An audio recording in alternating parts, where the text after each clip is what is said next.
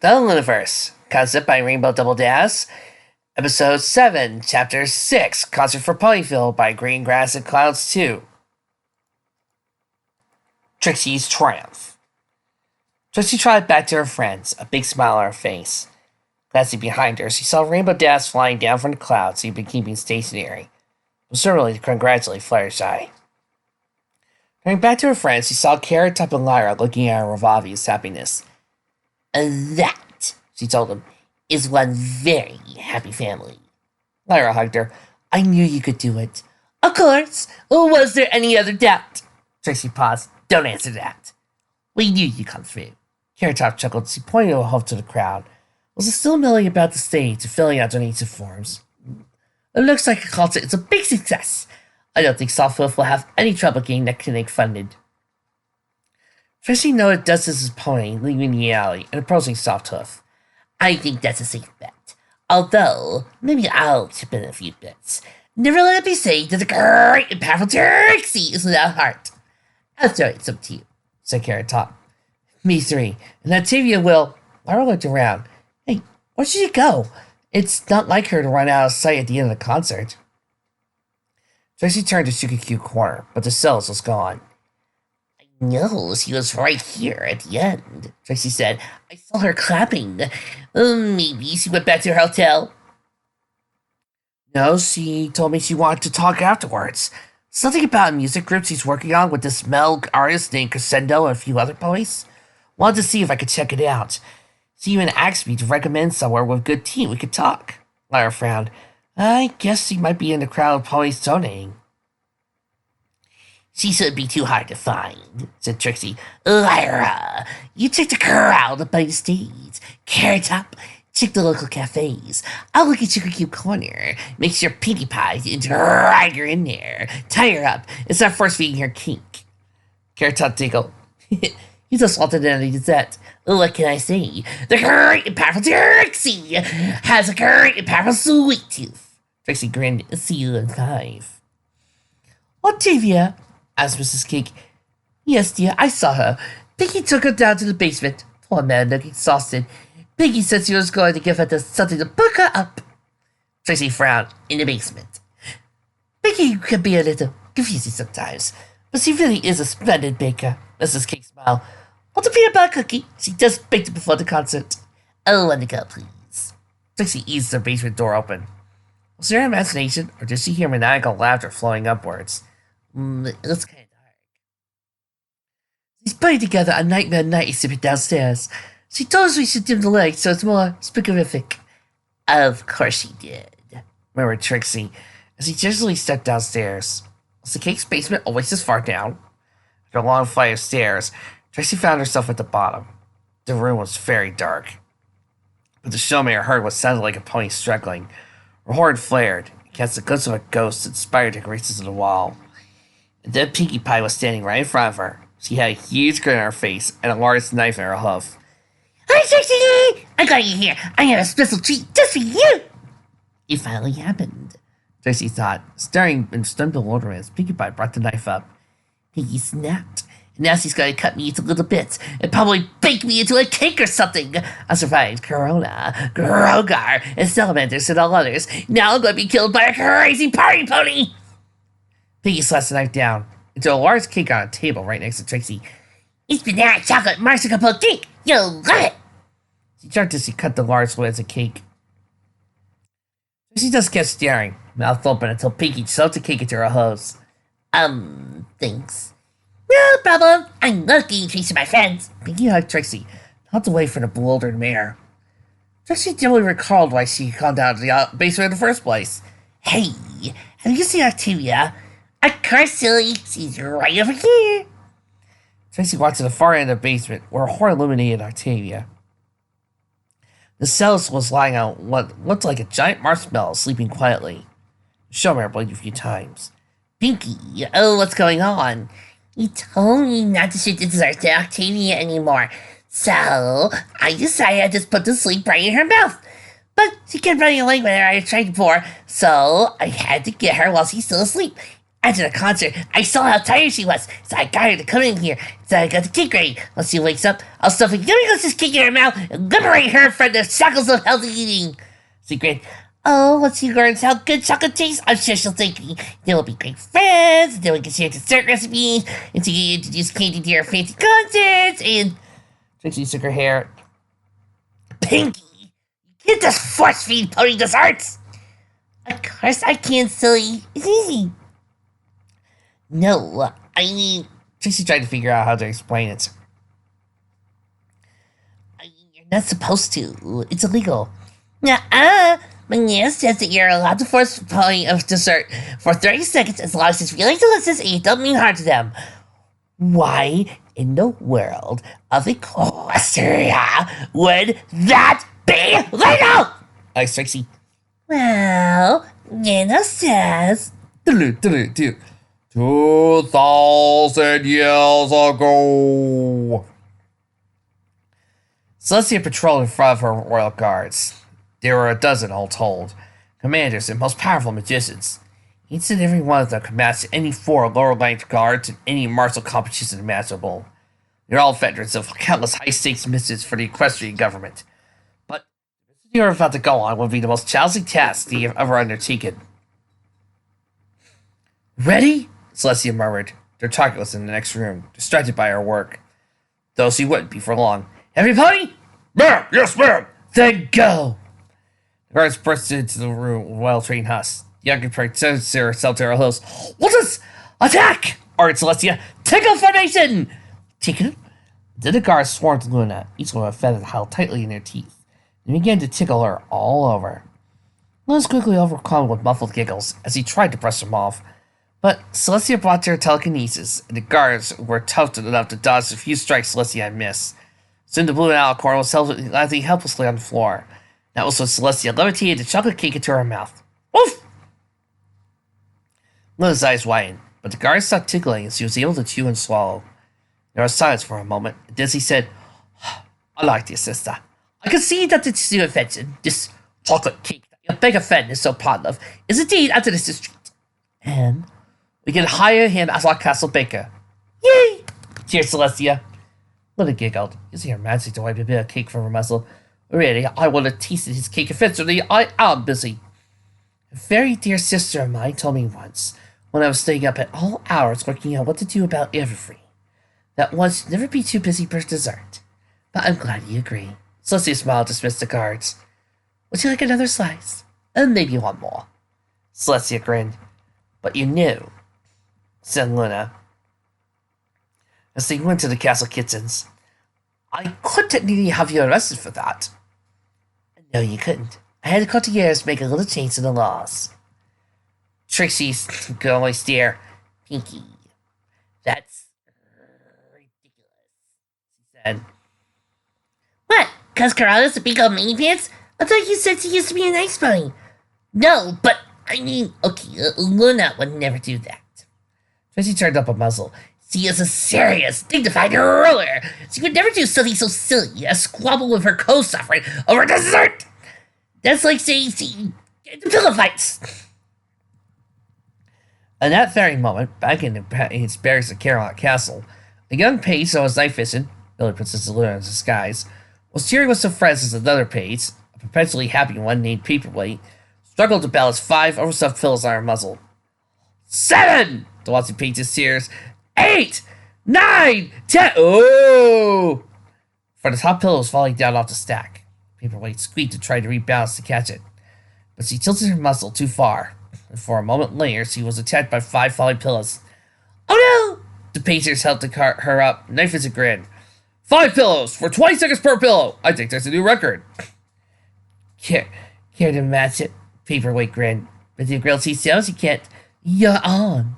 Knife as a grin, tilted her up her muzzle. Start following them on! 3 overstuffed pillows were immediately set on her head. The pages began to count. 1, 2. Well, it doesn't matter, said Pinky. She shook her head quickly, lifted up a plate with more cake on it. The desserts are wonderful. Can't imagine how much fun she had because she scared them. Yeah, I'm going to help her and wait! Trixie stood between Octavia and the cake Trixie was rushing out of her mouth. Her salted cake was spattered all over Trixie's barrel. Okay, ignoring that. But Pinky, is this really what you want? We'll force some pony to eat your desserts. Are desserts best enjoyed when it's voluntary? See, Fran. I mean, if you're forcing some pony to eat something they don't like, does it really matter if it's something delicious like candy or yucky like okra? Pinky paused. But, well, Pinky seemed to inflate a little bit. Sure, but then she'll never eat sweets. She'll never know the sheer joy of a perfect brownie or lemon bar or cookie, or even a cup of ice cream. She put up her head. Can you imagine anything more tragic? But this isn't the way. Just like Fluttershy and Softwolf didn't force ponies to give money to veterinary clinic. They just showed them how great animals were, and then the ponies donated their own free will. Trixie took Pinky aside. Do you really want Octavia to eat desserts regularly? Not just when you force feed her, but of her own free will. Of course! Then what you have to do is make the most spectacular, delicious dessert you'll ever make! Trixie spun around, so their muscles were almost touching. Make it so incredibly delicious, so obviously sublime, that Octavia will be able to resist it. Show her, not by force, but by example, how incredible desserts are.